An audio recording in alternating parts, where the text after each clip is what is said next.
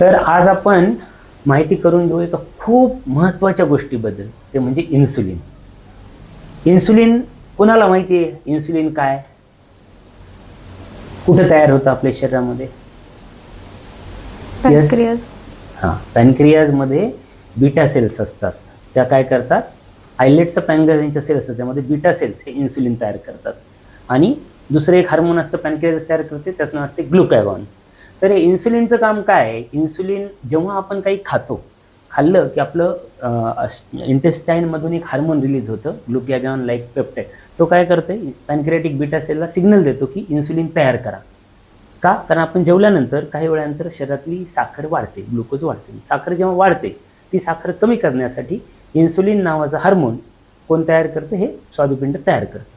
ठीक आहे. आणि जर शुगर लो झाली तर ते स्वादुपिंड ग्लुकॅगॉन नावाचं हार्मोन तयार करतं, जे की शुगर वाढवतं. इन्सुलिन नसेल तर शरीराचं असंच होतं, आपल्या शरीरात भरपूर ग्लुकोज आहे, पण आपली बॉडी ते शुगर युटिलाइज करू शकत नाही, त्याचा वापर करू शकत नाही. म्हणजे इन्सुलिन काय करतं? हे शरीरातली रक्तातली साखर पेशीमध्ये, अवयवाला पेशीमध्ये घेऊन जाण्याचं काम करतं. तर मग जेव्हा ह्या इन्सुलिनचा प्रॉब्लेम होतो तेव्हा आजार होतो, त्याला काय म्हणायचं? डायबिटीज. इन्सुलिनचा प्रॉब्लेम दोन प्रकारे होऊ शकतो. एक तर असं झालं की इन्सुलिनच नाही आहे शरीरात, आपल्या इन्सुलिनच नाही, तर काय होईल? शुगर भरपूर वाढेल, पण शरीराला, पेशीला शुगर नाही मिळणार. अशा व्यक्तीला, ज्याला की इन्सुलिन तयारच होत नाही, त्याला म्हणतात type 1 diabetes, type 2 diabetes.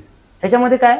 Insulin आहे, पॅनक्रियाज इन्सुलिन तयार करतोय, पण ते इन्सुलिन कामच करत नाही. ते झाला मी सांगितलेला समुद्रातला. सगळीकडे साखरेचंच पाणी आहे, मिठाचं पाणी आहे, पण ते पाणी आपण पाणी आहे, पण आपण पिऊ शकत नाही.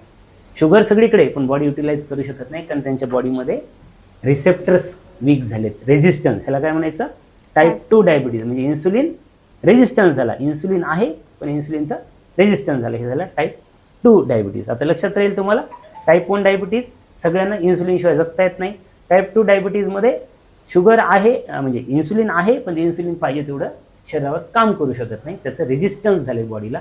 का रेझिस्टन्स झाले? वजन वाढल्यामुळं, मेटाबॉलिक सिंड्रोम झाल्यामुळं, वेट वाढल्यामुळं, आणि इन्सुलिन रेझिस्टन्स त्याच्यामुळे झाले. मग अशा लोकांना एक तर गोळ्या लागतील, किंवा लेट स्टेजला नंतर इन्सुलिन पण लागू शकतं. अर्ली स्टेजलाही कधी कधी देतो आम्ही.